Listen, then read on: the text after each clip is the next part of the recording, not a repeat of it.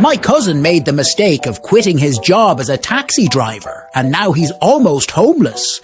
And when I asked him why he did that, he said he'd tell me. But I can't tell his wife. So now I'm interested at this point, so I say, yeah, I got you, bro.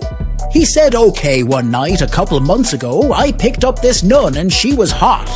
He said I kept staring at her and eventually she noticed it, so she asked me what I was staring at. So my cousin froze up and he says, okay, I have a question to ask, but I don't want to offend you.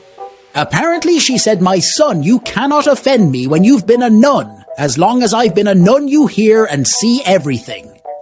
And she finished it off by reassuring him. She was like, I'm sure you cannot say anything that would offend me.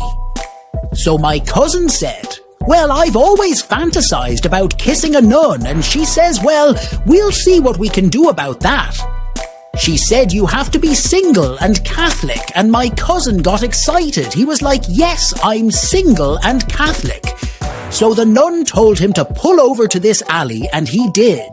The nun fulfills my cousin's fantasy, but then my cousin starts crying. So obviously, then the nun asked him why he was crying. So my cousin was like, forgive me, but I lied. You know, I'm really not a Catholic and I'm married. And then the nun was like, well, that's okay.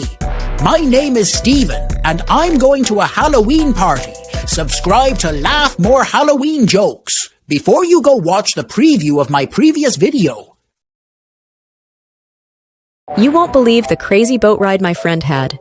I saw my friend sitting down at the cafe with a huge smile on his face, and I made the mistake of asking him why he was so happy.